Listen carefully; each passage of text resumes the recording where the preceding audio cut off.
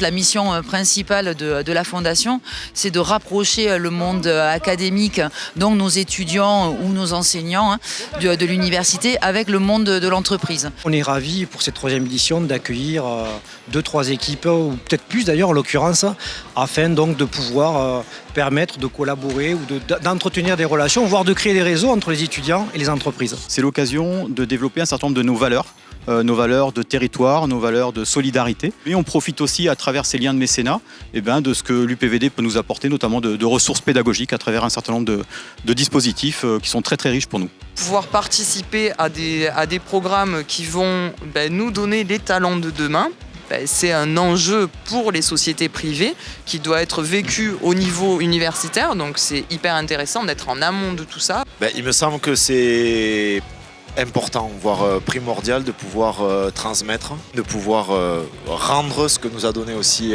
l'université. Que représente le mécénat? Tout simplement, comme vient de dire Claire, on est proche des jeunes qui sont en train de monter en compétences dans leur formation professionnelle.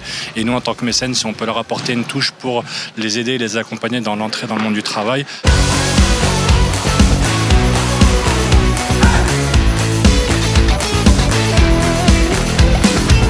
Aujourd'hui, comment votre équipe s'est-elle préparée pour ce tournoi ?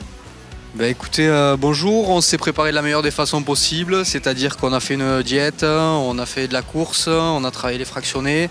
Ça a été une très grosse préparation, on a été coaché pendant plusieurs semaines. On joue pour s'amuser avant tout, pour reprendre du plaisir entre copains. On est là, nous, premièrement, pour partager ce moment avec les étudiants de l'UPVD. Donc ça nous tient à cœur d'être ici. Franchement, on est là pour le titre, là. Mais surtout de s'amuser et prendre du plaisir, mais on va gagner, c'est sûr. On a essayé de prendre en fait une personne de chaque service pour pouvoir valoriser cet esprit d'équipe. En s'entraînant au parc des sports. Et franchement, il y a une belle cohésion d'équipe. Que conseilleriez-vous à quelqu'un qui hésite à franchir le pas du mécénat ? Une chose à préciser surtout et à mettre en valeur sur le mécénat, c'est vraiment aussi de pouvoir faciliter ce réseau et l'échange. Quand on veut devenir un acteur important du territoire, l'université, c'est un pôle important, c'est un pôle représentant la région. La fondation de cette université, celle de l'UPVD, est très importante sur le territoire. Donc c'est une façon aussi d'être reconnu, de se faire reconnaître et encore une fois d'échanger avec des acteurs essentiels du territoire. Le mécénat, c'est la cohésion. On participe à la vie de la cité, on injecte l'argent où il faut, comme il le faut, pour des événements comme ça et comme je vous ai dit tout à l'heure, avec vraiment toute la vie de la cité. Vous a manqué pour ce match ? Un peu de justesse technique, je pense. Ouais. Et qu'est-ce que vous pourriez dire à votre équipe ? Je suis fier d'eux.